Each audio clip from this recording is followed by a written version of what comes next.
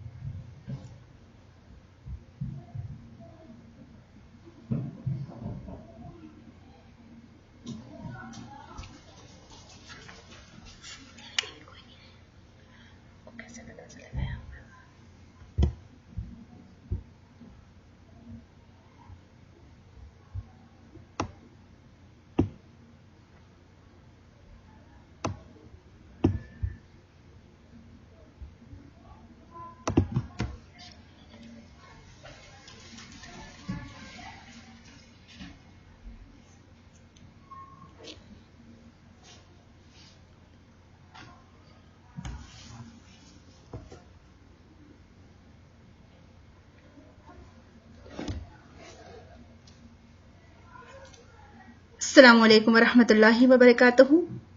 اہلاً و سہلاً، طالب علموں کے لیے خوش آمدید۔ الحمدللہ آج سے ہمارا اہل القرآن دا پیپل آف دا قرآن شروع ہونے جا رہا ہے۔ اللہ سبحانہ تعالیٰ سے دعا ہے کہ اللہ تعالیٰ ہمارے اس کام کو قبول فرمائے اور جس مقصد کے لیے ہم نے اس کا آغاز کیا ہے اسے پورا کرے۔ ہمارا مقصد ہے کہ لوگ قرآن کو سمجھ کر پڑھنے لگیں اور سمجھ کر پڑھنے کی وجہ سے ان کی زندگیوں میں اور سوسائٹی میں ایک چینج آئے اور لوگ صحیح معنوں میں اللہ کے بندے بنے۔ آئیے شروع کرتے ہیں اپنا۔ اللہ تعالیٰ سے دعا ہے کہ اللہ تعالیٰ ہمارے اس کام میں مدد فرمائیں۔ کوئی کام آسان نہیں ہو سکتا سوائے اللہ تعالیٰ کی مدد کے، اور وہی کام آسان ہوتا ہے جس میں اللہ تعالیٰ کی مدد شامل حال ہو۔ ہم اللہ تعالیٰ سے مدد طلب کرتے ہیں کہ اللہ تعالیٰ ہمارے اس کام میں آسانی فرمائے، آمین۔ نحمدہ ونصلی علی رسولہ الکریم، اما بعد فاعوذ باللہ من الشیطان الرجیم، بسم اللہ الرحمن الرحیم۔ رب اشرح لی صدری ویسر لی امری واحلل عقدۃ من لسانی یفقہوا قولی۔ اللہم ارنا الحق حقا وارزقنا اتباعہ وَأَرِنَا الْبَاطِلَ بَاطِلًا وَارْزُقْنَا اجْتِنَابَهَا، آمین یا رب العالمین۔ ہم اپنے اس آج کی کلاس کا یا آج کے پروگرام کا آغاز سورہ زمر کی آیت نمبر 23 سے کریں گے۔ اللہ سبحانہ تعالیٰ فرماتا ہے، اللہ نزل احسن الحدیث کتابا متشابہا مثانی تقشعر منہ جلود الذین یخشون ربہم ثم تلین جلودهم وقلوبهم إلى ذکر اللہ ذلك هدى اللہ يهدي به من يشاء ومن يضلل اللہ فما له من ہاد۔ اللہ تعالیٰ نے بہترین کلام نازل کیا ہے۔ قرآن مجید ایک ایسی کتاب ہے جس کے سارے مضامین ایک جیسے ہیں، جن میں کوئی تضاد نہیں، اور بار بار دہرائے گئے ہیں، اور جو لوگ اپنے رب سے ڈرتے ہیں اسے پڑھتے ہوئے ان کے رونگٹے کھڑے ہو جاتے ہیں، پھر ان کے جسم اور ان کے دل نرم ہو کر اللہ سبحانہ و تعالیٰ کی طرف راغب ہو جاتے ہیں، متوجہ ہو جاتے ہیں۔ یہ اللہ تعالیٰ کی ہدایت ہے، جسے وہ چاہتا ہے اس قرآن کے ذریعے ہدایت دیتا ہے، اور جسے اللہ تعالیٰ گمراہ کر دے اسے کوئی ہدایت نہیں دے سکتا۔ ہم اللہ تعالیٰ سے دعا کرتے ہیں کہ اللہ تعالیٰ ہمیں ان لوگوں میں شامل فرما جو اس قرآن کو سن کر رو پڑتے ہیں، ان کے دل نرم ہو جاتے ہیں اور وہ اللہ کی طرف متوجہ ہو جاتے ہیں، جو اس قرآن سے ہدایت لیتے ہیں اور جو اس قرآن سے کبھی منہ نہیں موڑتے، بلکہ اللہ سبحانہ تعالیٰ کی آیت کو سن کر ان کے اوپر اثر ہوتا ہے۔ ہم نے قرآن کے اس کورس کا آغاز یا یہ کلاس کا آغاز کیوں کیا، اس کا کیا مقصد ہے؟ بہت عرصے سے خواہش تھی کہ ہم قرآن کو اس طرح سے سمجھیں جس طرح سے صحابہ کرام نے اس کو سمجھا تھا۔ ہم قرآن کو اس طرح سے اپنی ذات پر امپلیمنٹ کریں جس طرح سے صحابہ کرام نے امپلیمنٹ کیا تھا۔ جب یہ قرآن نازل ہو رہا تھا، یہ اللہ تعالیٰ کا کلام آسمان سے وحی کی صورت میں آپ صلی اللہ علیہ وسلم کے قلب مبارک پر نازل ہو رہا تھا۔ جبریل امین لے کر اس کو اتر رہے تھے اور وحی کا سلسلہ شروع تھا۔ اس وقت صحابہ کرام رضی اللہ عنہم نے اس قرآن کو کیسے سنا، کیسے سمجھا، کیسے اپنی ذات پر اس کو نافذ کیا، اور پھر کیسے اس کی دعوت کو لے کر اٹھے اور پوری دنیا پر چھا گئے۔ آج اگر ہم چاہتے ہیں کہ ہم بھی اس قرآن سے وہی مقاصد حاصل کریں جو صحابہ کرام نے حاصل کیے تھے، اس قرآن سے ویسے ہی فائدہ اٹھائیں اور ویسے ہی اس کے فیوز اور برکات سے وہ فائدے حاصل کریں جو صحابہ کرام نے حاصل کیے تھے، تو اس کے لیے ہمیں بھی اس قرآن کو ویسے ہی لینا پڑے گا، اپنے دل پر لینا پڑے گا۔ اس کتاب کا نزول کوئی معمولی بات نہیں تھی۔ آپ خود سوچیں کہ اس کتاب کے نازل کرنے کا فیصلہ کر کے اللہ سبحانہ و تعالیٰ نے انسانیت پر کتنی بڑی رحمت کی ہے، اور کتنا بڑا اللہ تعالیٰ کا فضل، کتنی رحمت اور کتنا اس کا احسان ہے ہم پر۔ آج اگر کوئی اور نعمت ہمارے پاس نہ ہوتی تو اتنا نقصان نہ ہوتا، لیکن قرآن اگر نہ ہوتا تو آپ سوچیں کہ ہمارا کیا حال ہوتا۔ یہ اللہ سبحانہ و تعالیٰ کی کتاب ہے۔ اللہ سبحانہ و تعالیٰ کا شکر احسان ہے کہ اللہ تعالیٰ نے ہمیں کم از کم ان لوگوں میں شامل کیا کہ ہم اس کو پڑھنے کے لیے، سمجھنے کے لیے تیار ہوئے ہیں۔ اللہ کرے کہ ہمارے دلوں کی حالت بھی ویسی ہو جیسے کہ صحابہ کرام کی ہوتی تھی۔ جیسے یہاں اللہ تعالیٰ نے فرمایا ہے کہ جب قرآن پڑھتے ہیں تو ان کے رونگٹے کھڑے ہو جاتے ہیں، ان کے جسم اور ان کے دل نرم ہو کر اللہ کی طرف راغب ہو جاتے ہیں۔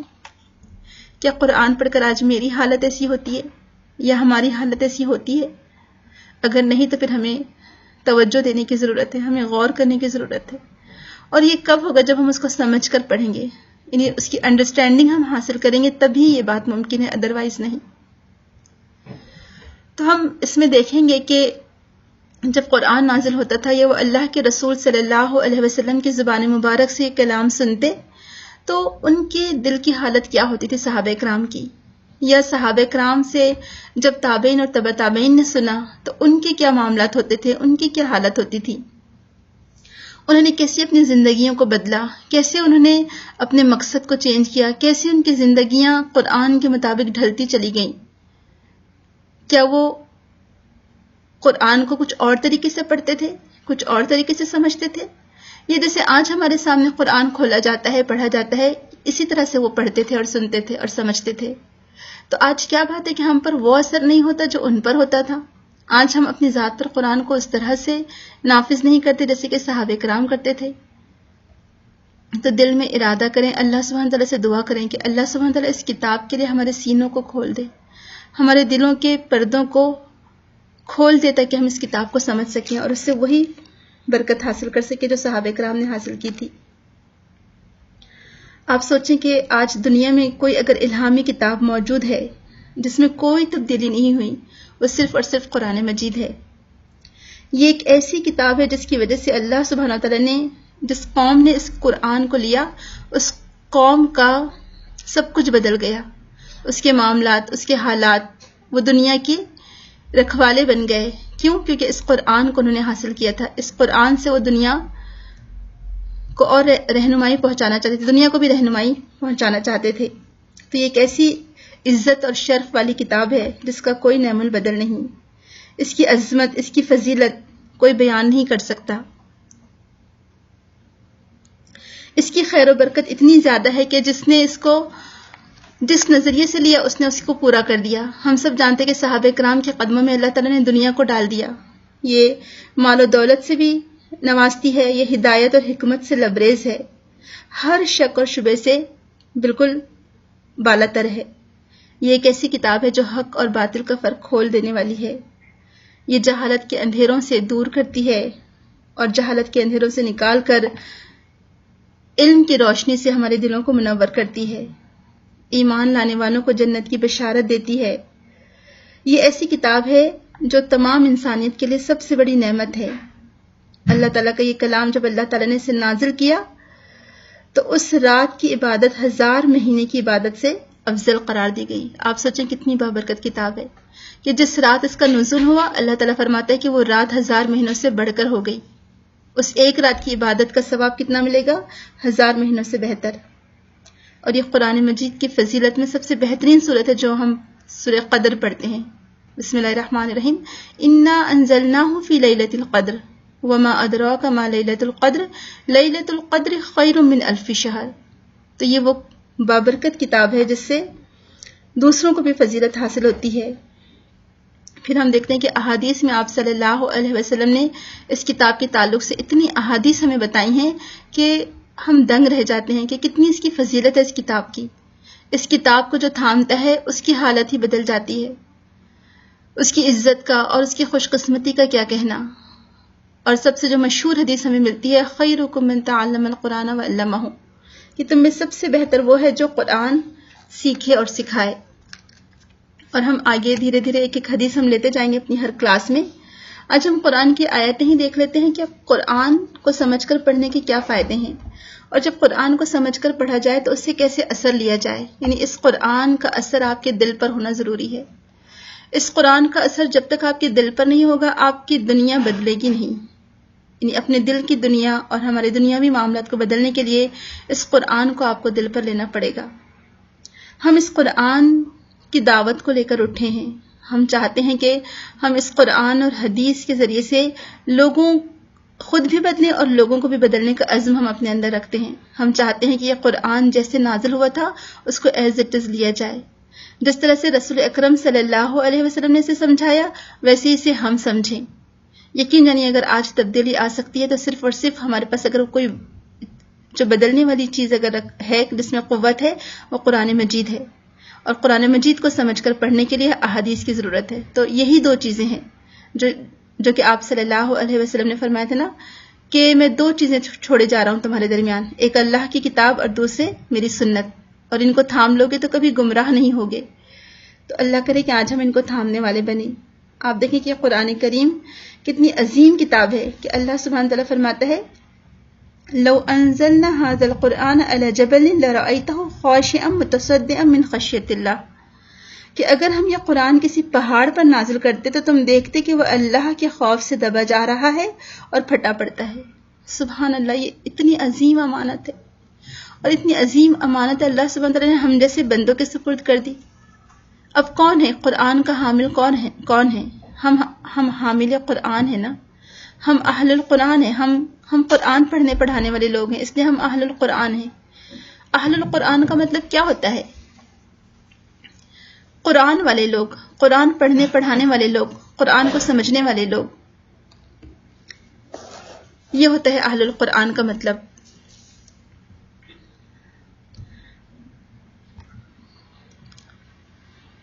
قرآن یہ اللہ تعالیٰ کا کلام ہے جس میں کوئی شک نہیں ہے، جس میں کوئی غلطی کا امکان ہی نہیں ہے. یہ اللہ سبحانہ تعالیٰ کی کتاب ہے.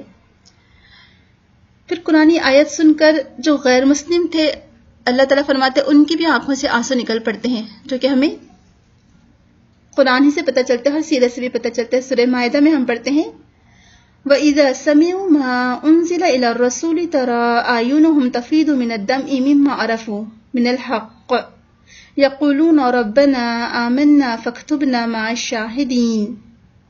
اور جب وہ اس کلام کو سنتے ہیں جو اس کے رسول کی طرف نازل ہوا ہے تو تم دیکھتے ہو کہ حق شناسی کے اثر سے ان کی آنکھوں سے آنسو بہہ نکلتے ہیں اور وہ پکار اٹھتے ہیں کہ اے ہمارے رب، ہم ایمان لائے، ہمارا نام گواہی دینے والوں میں لکھ لے. آپ بتائیے اللہ تعالیٰ کے کلام کی تو تاثیر یہ ہونی چاہیے کہ جب اسے پڑھیں تو رونگٹے کھڑے ہو جائیں، دل نرم پڑ جائیں، آنکھوں سے آنسو بہنے لگے. آپ صلی اللہ علیہ وسلم نے کیا فرمایا تھا حدیث میں کہ جب تم قرآن پڑھو اور جب تم کسی ایسی آیت سے گزرو جو جنت کے بارے میں ہے تو تم اللہ تعالیٰ سے اس کا سوال کرو، اور جب تم ایسی آیت سے گزرو کہ جو جہنم کے بارے میں ہے تو تم اس وقت رو، اور رو نہ سکو تو کم از کم رونے کی صورت ہی بنا لو. لیکن ہم بھلا کیسے؟ کیونکہ ہم قرآن کو سمجھتے جو نہیں ہیں، ہم نے کبھی سمجھ کر پڑھنے کی کوشش ہی نہیں کی. سبحان اللہ. آپ دیکھیں اللہ تعالیٰ نے پھر ایک رحمت والا مہینہ ہمارے اوپر نازل کر دیا ہے اور پھر ہم اس مہینے میں داخل ہونے والے ہیں. صحابہ کرام 6 مہینے پہلے سے رمضان کی تیاری کرتے تھے اور 6 مہینے بعد تک دعائیں کرتے تھے کہ اللہ تعالیٰ ہماری رمضان کی عبادتوں کو قبول فرما. یعنی پورا سال ہی ان کا رمضان کے انتظار میں اور رمضان کو قبول کروانے کی دعائیں کرنے میں گزر جاتا تھا. تو کم از کم کوشش کریں کہ یہ رمضان ہم قرآن کو ایسا سمجھ کر پڑھیں کہ جیسے گویا ہمارے دل پر نازل ہو رہا ہو. اسی لیے مجھے وہ شعر بار بار یاد آتا ہے کہ جب تک نہ ہو تیرے دل پہ نزول کتاب، گرہ کشا ہے نہ راضی نہ صاحب کشاف. کہ آپ کتنی بھی تفاسیر پڑھ لیں لیکن جب تک اس قرآن کے الفاظ کو آپ اپنے دل پر محسوس نہیں کریں گے نا تب تک اس قرآن کا اثر ہو نہیں سکتا، آپ کی دنیا بدل نہیں سکتی. لہٰذا اس قرآن کو اپنے دل پر لینے کی کوشش کریں، اس میں کوئی شک و شبہ نہیں. تو جب وہ قرآن کی آیت کو سنتے ہیں تو ان کے آنسو بہ نکلتے ہیں۔ پھر اللہ سبحانہ تعالیٰ فرماتا ہے سورہ حج آیت نمبر 34-35 میں، وَبَشِّرِ الْمُخْبِتِينَ الَّذِينَ إِذَا ذُكِرَ اللَّهُ وَجِلَتْ قُلُوبُهُمْ وَالصَّابِرِينَ عَلَى مَا أَصَابَهُمْ وَالْمُقِيمِ الصَّلَاةِ وَمِمَّا رَزَقْنَاهُمْ يُنْفِقُونَ۔ اے محمد صلی اللہ علیہ وسلم، بشارت دے دو جو عاجزی اختیار کرنے والے ہیں، جن کا حال یہ ہے کہ اللہ کا ذکر سنتے ہیں تو ان کے دل کانپ اٹھتے ہیں، جو مصیبت ان پر آتی ہے اس پر صبر کرتے ہیں، نماز قائم کرتے ہیں، اور جو رزق ہم نے ان کو دیا ہے خرچ کرتے ہیں۔ تو یہاں کیا بتایا جا رہا ہے کہ بشارت دے دو، ان کو خوشخبری دے دو۔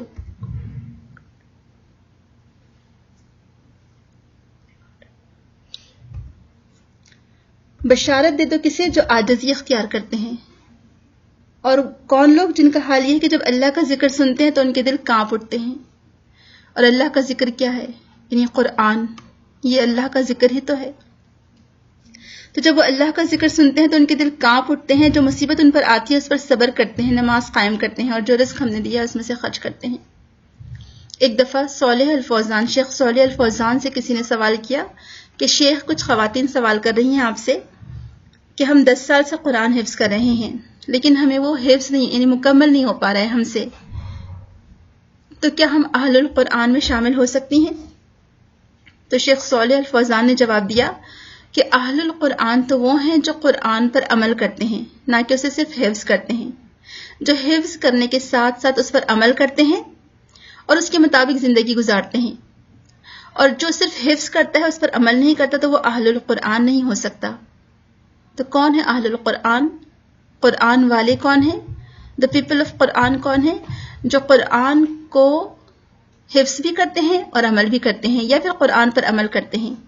اور اگر ہم اس کو ڈیٹیل میں جائیں آنسر میں، تو ڈیٹیل آنسر جو ہمیں ملتا ہے وہ یہ ہے کہ جو قرآن کو اپنی ذات پر امپلیمنٹ کرتے ہیں، جو قرآن کو اپنی ذات پر نافذ کرتے ہیں اور پھر اس کے ذریعے سے ایک معاشرے میں ایک نئی سوسائٹی ڈیولپ کرنے کا عزم رکھتے ہیں۔ تو کیا بننا ہے ہمیں؟ کیسے بننا ہے ہمیں؟ اس قرآن کے ساتھ، اس قرآن کو لے کر اگر آپ روزانہ، آپ کی زندگی میں روزانہ قرآن شامل ہو جائے، آپ اسے روزانہ سمجھ کر پڑھنے لگیں، انڈرسٹینڈنگ ہو آپ کی قرآن کے ساتھ، آپ اس کو سمجھ کر پڑھنا شروع کریں گے تو آپ دیکھیں یہ چیز آپ کی زندگی میں کیسی بڑی تبدیلی لاتی ہے۔ آپ کی سوچ بدل جائے گی، آپ کا جو نقطہ نظر ہے، جو زاویہ نگاہ ہے وہ بدل جائے گی، آپ کے دوست بدل جائیں گے، دوستی کے جو اصول ہیں، آداب ہیں وہ بدل جائیں گے۔ یہ چیز آپ کو اپنے اوقات کو صحیح استعمال کرنا سکھا دے گی۔ یعنی سمجھ کر قرآن پڑھنے کا کیا فائدہ ہوتا ہے اور کیا تبدیلیاں آتی ہیں کہ یہ آپ کو اپنے جو ہماری زندگی کا مقصد ہے، آپ کو اپنا وقت کیسے گزارنا ہے، آپ اپنا فارغ وقت جو آپ کا بچا ہوا وقت ہے وہ کہاں لگائیں، وہ یہ کتاب آپ کو سکھا دیتی ہے۔ یہ کتاب آپ کو کبھی بیکار نہیں بیٹھنے دیتی، یہ کتاب آپ کو زندگی کا مقصد سکھا دیتی ہے، جو ویژن ہے وہ کلیئر کر دیتی ہے۔ آپ کی زندگی کا جو مقصد ہے، جو ویژن ہے وہ بدل جائے گا، آپ بامقصد زندگی گزارنے والے بن جائیں گے۔ آپ کی زندگی کا کوئی نہ کوئی ایم، کوئی نہ کوئی نصب العین بن جائے گا جب آپ اس کتاب کو سمجھ کر پڑھتے ہیں۔ ہماری آج کی جو نوجوان نسل ہے، آپ دیکھیں اس کس چیز کی طرف جا رہی ہے۔ ہماری نوجوان نسل، اس کو کس چیز کی ضرورت ہے؟ آپ یہ ویژن لے کر چلیں کہ قرآن کو سمجھ کر پڑھنا ہے۔ تو ہمیں چاہیے کہ ہم جب قرآن کو سمجھ کر پڑھیں تو ہمارے اندر ایک عزم ہو، ایک حوصلہ ہو کہ ہم کو سوسائٹی کو چینج کرنا ہے۔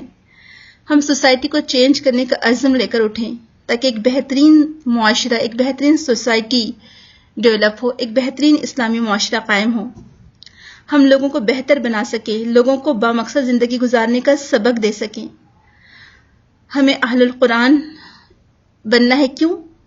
تاکہ ہم لوگوں کو کامیاب زندگی کی طرف لے جائیں، جس میں دنیا میں بھی کامیابی ہے اور آخرت میں بھی کامیابی ہے۔ ہم اہل القرآن بنیں، نہ کہ اہل الفون، اہل الواٹس اپ، اور پتہ نہیں اہل الگیم، اور پتہ نہیں جو بھی آپ کہنا چاہیں، اہل الٹی وی کہہ سکتے ہیں آپ، اہل النوم۔ نہ ہمیں سونے والے لوگ بننا ہے، نہ ہمیں ٹی وی دیکھنے والے لوگ بننا ہے، نہ ہمیں واٹس ایپ والے لوگ بننا ہے، نہ ہمیں موبائل والے لوگ بننا ہے، نہ ہمیں اہل الگیم بننا ہے۔ ہمیں کیا بننا ہے؟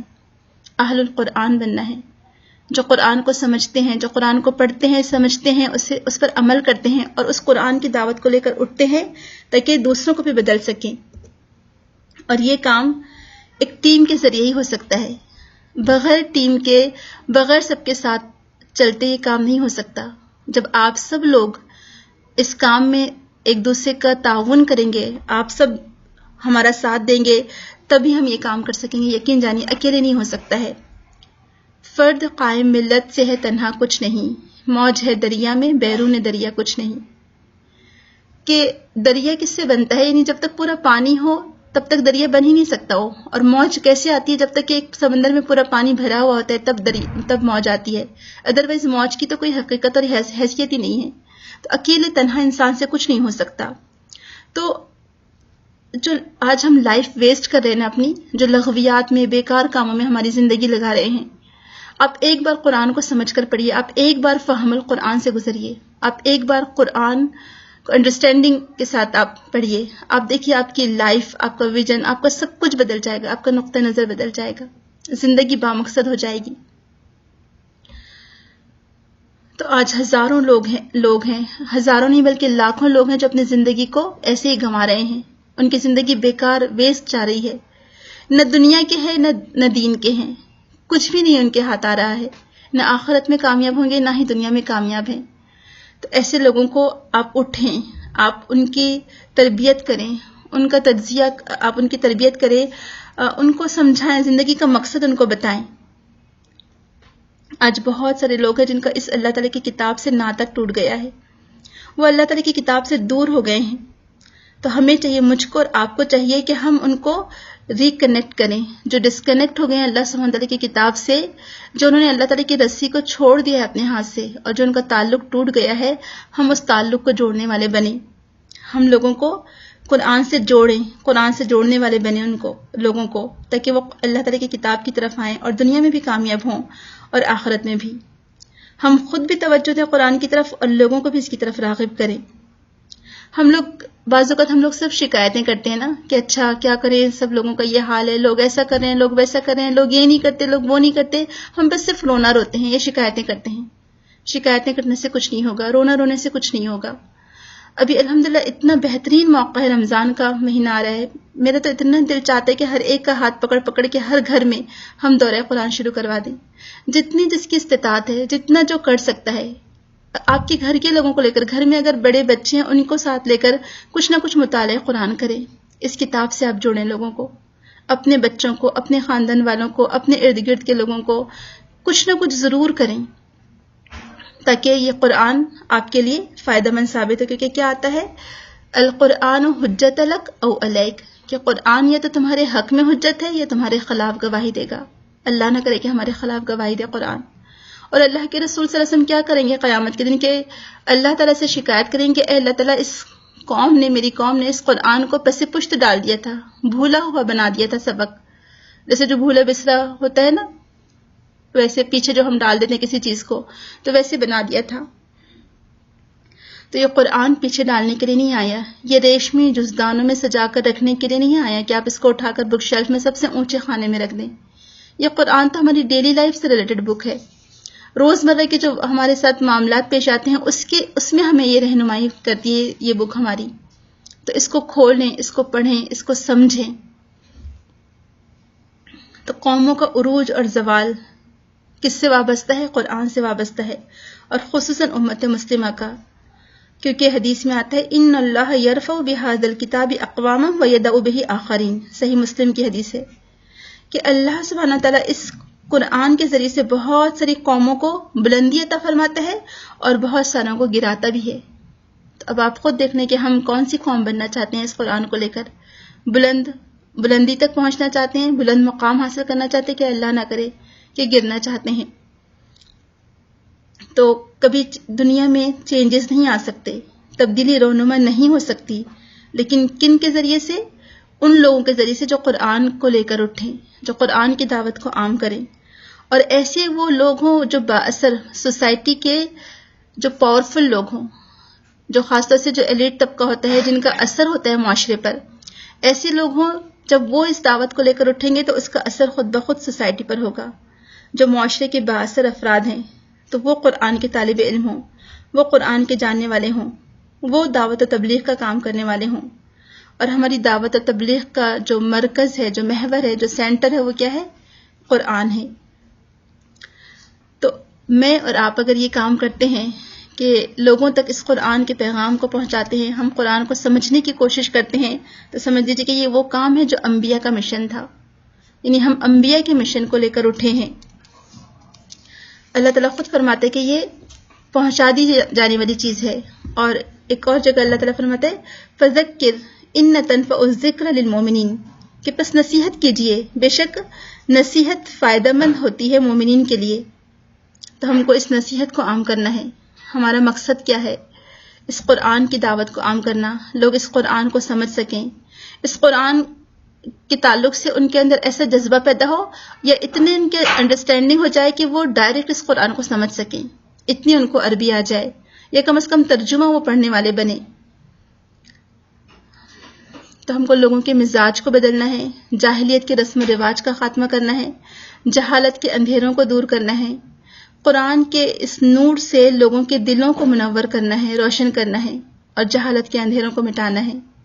اب آپ بتائیے کہ کیا یہ کوئی معمولی کام ہے؟ قرآن سے آپ اگر بدلنا چاہتے ہیں، قرآن کے ذریعے سے، یا قرآن کی انڈرسٹینڈنگ پیدا کرنا چاہتے ہیں لوگوں کے دلوں میں، تو کوئی یہ چھوٹا موٹا کام ہے، معمولی کام ہے یا بڑا کام ہے؟ آپ بتائیں. آپ کو کیا لگتا ہے کہ بس یہ ایسے ہی ہو جائے گا؟ آپ کچھ دعا کریں اور دعا کرنے سے ہی کام ہو جائے گا؟ نہیں، بلکہ آپ کو اس کے لیے کیا کرنا ہوگا؟ محنت، جدوجہد، کوشش، مشقت. اس کے لیے تیاری بھی پھر ویسی ہی چاہیے. تو قرآن خود بتاتا ہے کہ قرآن سے اثر کیسے ہو سکتا ہے.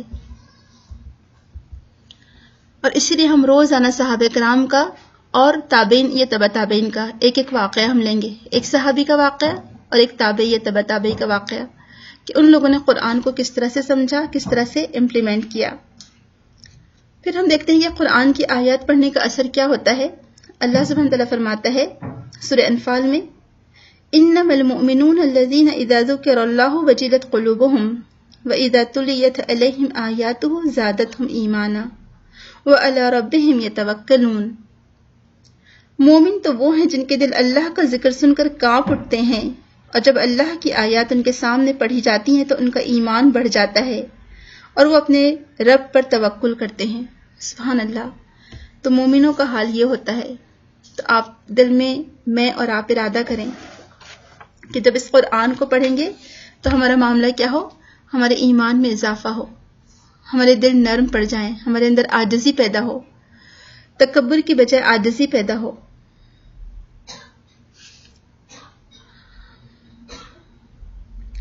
ایک حدیث ہمیں ملتی ہے قرآن کے بارے میں ہی، صحیح مسلم کی حدیث ہے. ابن عباس رضی اللہ عنہ اس کے راوی ہیں.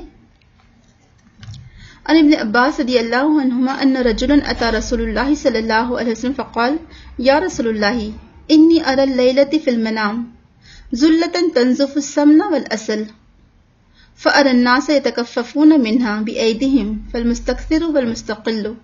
قال ابو بکر یا رسول اللہ صلی اللہ علیہ وسلم بأبی انت واللہ لتدعنی فلآبرنها. قال رسول اللہ صلی اللہ علیہ وسلم آبرها.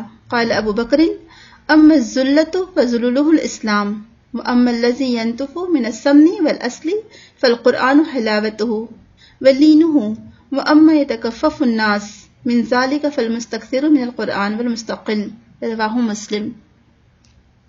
عبداللہ بن عباس رضی اللہ عنہما سے روایت ہے کہ ایک آدمی رسول اکرم صلی اللہ علیہ وسلم کی خدمت میں حاضر ہوا اور عرض کی یا رسول اللہ صلی اللہ علیہ وسلم میں نے رات خواب میں دیکھا ہے کہ بادل سے گھی اور شہد ٹپک رہا ہے اور لوگ اس سے اپنے ہاتھوں کے لپ میں لے رہے ہیں، یعنی جو دونوں ہاتھوں کو ملا کر ہمیں پیالہ سا بن جاتا ہے.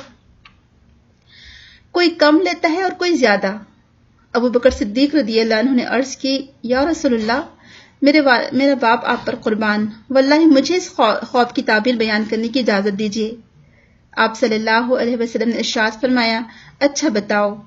تب ابو بکر صدیق رضی اللہ عنہ نے کہا بادل تو اسلام ہے اور بادل سے ٹپکنے والے گھی اور شہد سے مراد قرآن مجید کی حلاوت اور شیرینی ہے، اور کم یا زیادہ حاصل کرنے سے مراد قرآن مجید کم یا زیادہ یاد کرنا ہے۔ سبحان اللہ۔ یعنی ایک شخص نے خواب دیکھا، اور اس نے خواب میں کیا دیکھا کہ بادل سے گھی اور شہد ٹپک رہا ہے۔ گھی اور شہد سب سے قیمتی چیز سمجھی جاتی تھی اس زمانے میں، آپ کو تو معلوم ہے، اور لوگ اسے اپنے ہاتھوں میں بھر بھر کر لے رہے ہیں، یعنی ہاتھوں کا پیالہ بنا کر، اور کوئی کم لیتا ہے کوئی زیادہ لیتا ہے۔ تو ابو بکر صدیق نے کہا کہ مجھے اس کے خواب کی تعبیر بتانے دیجیے یا رسول اللہ۔ تب اللہ کے رسول نے کہا کہ ٹھیک ہے بتاؤ۔ تو ابو بکر صدیق نے اس کی تعبیر بیان کی کہ بادل سے مراد یہاں پر اسلام ہے، اور بادل سے ٹپکنے والے گھی اور شہد سے مراد قرآن مجید کی حلاوت اور شیرینی ہے۔ یا قرآن مجید نہیں کہا انہوں نے، بلکہ قرآن مجید کی حلاوت اور شیرینی ہے۔ یہ حلاوت کیا ہوتی ہے؟ جیسے ہم حلوہ کہتے ہیں نا، کوئی چیز میں گھل مل جانا۔ جب آپ حلوہ بناتے ہیں تو کیا ہوتا ہے؟ شکر اس میں گھل مل جاتی ہے، یعنی آپ پھر شکر کو الگ کرنا چاہیں تو ہو نہیں سکتی۔ یہ حلوہ کیسے ہوتا ہے؟ بالکل نرم سا ہوتا ہے، بالکل ایک آپ اس کو ہاتھوں میں دبانا چاہیں اتنا نرم سا ہوتا ہے۔ تو قرآن کی حلاوت اور شیرینی کیا ہوگی، اس کو سمجھنا، یعنی قرآن کے مٹھاس۔ اور یقین جانیے کہ جو کفار مکہ کا سردار تھا، جب وہ قرآن سن کر بہت زیادہ متاثر ہو گیا، اور ابو جہل نے چاہا کہ اس کو قرآن کی عظمت سے پھیر دے، یا اس کے اوپر جو قرآن کا اثر ہوا ہے اس سے اس کو ہٹا دے، تو اس نے جا کر کہا کہ آپ جو محمد صلی اللہ علیہ وسلم سے قرآن سن کر آئے ہیں تو اس کا انکار کر دیجئے۔ تو اس نے جو جملہ کہا اس نے بھی یہی کہا تھا کہ واللہ اس میں حلاوت ہے، اس میں شیرینی ہے۔ یعنی کفار مکہ جو کافر تھے وہ بھی اس کی حلاوت اور شیرینی کو جانتے تھے، لیکن آج میں اور آپ، ہم کیا اس کی حلاوت اور شیرینی کو جانتے ہیں؟ کیا آج اس کا اثر ویسے ہی ہمارے دل پر ہوتا ہے کہ جس کو سن کر، جیسے کہ جب کوئی میٹھا یا سویٹ ڈش ہم کھاتے ہیں تو کیسے ہمارے دل کو سرور پہنچتا ہے؟ ہم کہتے ہیں نا کہ کھانے کے بعد کچھ میٹھا ہونا چاہیے، ڈیزرٹ کے طور پہ ہم سویٹ لیتے ہیں۔ تو جیسے حلوہ کھاتے وقت انسان کو ایک عجیب سے احساس ہوتا ہے، ایک دل میں خوشی اور سرور محسوس ہوتا ہے، تو ایسے ہی قرآن پڑھتے وقت اس کو حلاوت اور شیرینی محسوس ہو۔ ہمارا تو حال کیا ہوتا ہے کہ قرآن پڑھتے وقت ہمارا معاملہ کیا ہے بہت سارے لوگوں کا، کہ یا تو نیند آنے لگتی ہے، کوئی کام یاد آ جاتا ہے، یا جمائیاں آنے لگتی ہیں۔ اتنی زیادہ جمائیاں آتی ہیں کہ انسان اٹھا کر قرآن رکھ دیتا ہے، کیونکہ کہ سمجھ میں جو نہیں آ رہا ہوتا ہے۔ اگر سمجھ میں آتا تو کیا ہم ایسا کرتے اس کے ساتھ معاملہ؟ تو اس کی حلاوت، اس کی شیرینی آپ کو اپنے اندر تک محسوس کرنا ہے، تبھی آپ اس سے فائدہ اٹھا سکتے ہیں، اس قرآن سے۔ اور اس کی فضیلت کے تو کیا کہنے، اس کی تعلیم و تدریس کا جو بھی کام کرے گا وہ خود بہت زیادہ کامیاب ہے، وہ سب سے بہترین شخص ہے۔ جو اس کو سنے گا، جو اس کو پڑھے گا، جو اس کو یاد کرے گا، وہ بھی سب سے بہترین شخص ہے، اور قیامت کے دن کامیاب یہی لوگ ہوں گے۔ اور آپ دیکھیں کہ صحابہ کرام قرآن کیسے پڑھتے تھے، کہ جب وہ قرآن پڑھتے تو وہ روتے تھے، ان کو رونا آ جاتا تھا قرآن پڑھ کے، اللہ تعالیٰ کا کلام پڑھ کے۔ اور آج بھی بہت سارے نان مسلمز اس قرآن کو سننے کی خواہش کرتے ہیں، کہتے ہیں کہ جب کوئی قرآن پڑھتا ہم سنتے ہیں تو ایسے لگتا ہے کہ جیسے دل میں اندر سے کچھ ہو رہا ہے۔ تو واقعی میں جو اللہ تعالیٰ نے فرمایا کہ اس قرآن کو سن کر ان کے دل نرم پڑ جاتے ہیں، جن کے دل کے اندر جو فطرت ان کی اس طرف کھنچتی چلی جاتی ہے، اور وہ اس کو سن کر رونے لگتے ہیں، کیونکہ واقعی میں وہ جان جاتے ہیں کہ یہ اللہ سبحانہ تعالیٰ کا کلام ہے۔ اور قرآن اصل میں کیا ہے، قرآن کے معنی کیا ہیں؟ قرآن کے معنی ہوتے ہیں پڑھنا، ایک معنی تو یہ ہیں، اور قرآن کے دوسرے معنی ہوتے ہیں پڑھی جانے والی کتاب، جس کو کثرت سے پڑھا جائے، اور دونوں معنی اپنی جگہ درست ہیں۔ تو قرآن کو ہم کیا کرتے ہیں، پڑھتے بھی ہیں، اور یہ پڑھی جانے والی کتاب بھی ہے، کثرت سے ہر کوئی پڑھتا ہے۔ پھر اس کی خدمت لوگوں نے ایسے کی ہے کہ ابھی تک انسان حیران ہے کہ قرآن کی جو خدمت لوگوں نے اپنے اپنے طور پر کی ہے۔ کسی نے اپنے ہاتھ سے قرآن کو لکھا، کسی نے اس کے ہر ایک الفاظ کو الگ الگ جمع کیا، کسی نے اس کے الفاظ کے معنوں کو لکھا، کسی نے اس کی لغت بنائی، کسی نے اس کے الگ الگ مترادفات القرآن، کسی نے مفردات القرآن بنائے۔ آپ دیکھیں کہ میرے اور آپ کے حق یا میرے اور آپ کی زندگی میں کون سی چیز آئی، یا ہمارے حصے میں اس قرآن کی کون سی خدمت آئی کہ جس کی وجہ سے ہم کل اللہ سبحانہ تعالیٰ کے سامنے کچھ کہہ سکے کہ یا اللہ تعالیٰ تیری کتاب کی خدمت میں ہم نے بھی کچھ حصہ لیا تھا، ہم نے کیا خدمت کی قرآن کی. اور یہ نہ سوچے کہ کوئی بہت بڑے بڑے کام کرنے سے ہی اللہ سبحانہ تعالیٰ کے پاس ہمارا نام لکھا جائے گا، بلکہ کوئی چھوٹی سی خدمت بھی ہے قرآن کی. ایون اگر آپ قرآن کا کوئی پیپر بھی بناتے ہیں اور اس سے اپنے ہاتھ سے اس کو لکھتے ہیں، وہ بھی آپ اس میں اس اجر میں شامل ہو جائیں گے. جو بھی قرآن کی خدمت کرے گا اللہ تعالیٰ اس کو وہی اجر سے نوازے گا جیسے کہ لوگ ابھی تک کرتے آئے ہیں. اس کے بارے میں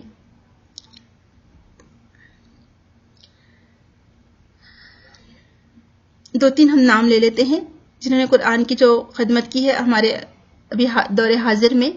پہلے تو بہت سارے لوگوں نے کی ہے، لیکن آج کے دور میں بھی کچھ کم لوگ نہیں ہیں جنہوں نے اس کی خدمت کی ہو. جیسے کہ محمد عبد الفواد الباقی، انہوں نے المعجم المفہرس القرآن کریم لکھی، جنہوں نے قرآن کی روٹ ورڈز کے لحاظ سے آیتوں کو وہاں پر جمع کر دیا. اب قرآن کی کوئی بھی آیت آپ کو دیکھنی ہو تو آپ کیا کریں گے؟ آپ جائیں گے وہاں پر، وہ روٹ ورڈز ڈھونڈیں گے تو آپ کو اس سے ریلیٹڈ ساری آیتیں ایک جگہ مل جائے گی. پھر جو عبد الرحمن کیلانی ہیں، وہ اپنے ہاتھ سے قرآن لکھا کرتے تھے. ان کے والد، ان کا پورا خاندان قرآن کی خدمت میں لگا رہتا تھا. انہوں نے ایک کتاب لکھی مترادفات القرآن، جس میں انہوں نے قرآن کے جو یا تو بعض اوقات ایسا ہوا ہے کہ کوئی ایک ہی لفظ ایک ہی معنوں میں الگ الگ الفاظ آئے ہیں، اور بعض اوقات قرآن کے لیے اللہ سبحانہ وتعالیٰ نے مختلف الفاظ استعمال کیے ہیں قرآن میں، اور معنی اس کے ایک ہی ہوتے ہیں. تو اس کی حکمت پر انہوں نے کتاب لکھی. بہت ہی بہترین کتاب ہے، قرآن سمجھنے والوں کے لیے بہت اچھی کتاب ہے. پھر مفردات القرآن راغب الاصفہانی کی ہے، یہ بھی ایک بہت اچھی کتاب ہے جس میں قرآن کے روٹ ورڈز دیے گئے ہیں. پھر آپ لوگوں کو معلوم ہوا کہ جو مورس بکائی کا واقعہ ہے کہ جب یہ یہاں پر کسی کنگ کے آپریشن کے لیے آئے تھے تو انہوں نے ایک جملہ کہا تھا کہ قرآن بہت اچھی کتاب ہے اور محمد صلی اللہ علیہ وسلم نے بہت اچھی کتاب لکھی ہے. تو انہوں نے جواب میں کہا تھا کہ اگر آپ قرآن کو عربی میں پڑھتے تو ایسا جملہ نہ کہتے. قرآن کو آپ جب عربی میں پڑھ لیں گے تو آپ سمجھ جائیں گے کہ کسی انسان کا کلام نہیں ہے. اور جب سے ڈاکٹر مورس بکائی کے دل میں یہ بات بیٹھ گئی تھی کہ وہ قرآن کو عربی کے ساتھ ہی پڑھیں گے، یعنی عربی سیکھ کر پڑھیں گے. کہا جاتا ہے کہ ان کو ہفتے میں صرف ایک دن چھٹی ملتی تھی، اتوار کے دن، سنڈے، اور انہوں نے پورا سال لگایا. ایوری سنڈے وہ عربی معلم کے پاس جاتے، عربی ٹیچر کے پاس، اس سے عربی سیکھتے.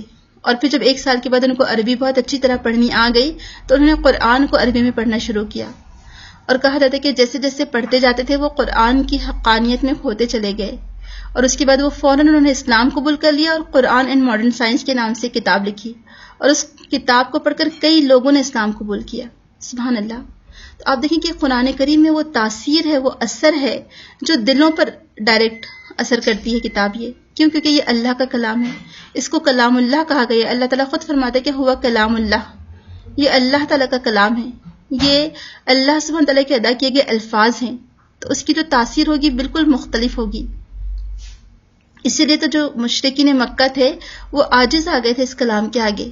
وہ کہتے تھے کہ ہم کیا کہیں، نہ یہ شعر ہے، نہ یہ نظم ہے، نہ یہ نثر ہے. تو پھر کہا کہ اچھا ٹھیک ہے، اسے جادو کہہ دو، اسے سحر کہہ دو، کیونکہ وہ سمجھ ہی نہیں پائے. کیونکہ جو بھی اس کو سنتا تھا اس کی کایا پلٹ جاتی تھی، اس کا دل ہی بدل جاتا تھا، بالکل چینج ہو جاتا تھا وہ. تو لہٰذا یہ قرآن کا اثر آج ہم اپنے اوپر دیکھیں کہ آج ہمارے اوپر اس قرآن کا کیا اثر ہو رہا ہے. اور اسی لیے ہم لوگوں نے یہ سیریز شروع کی ہے.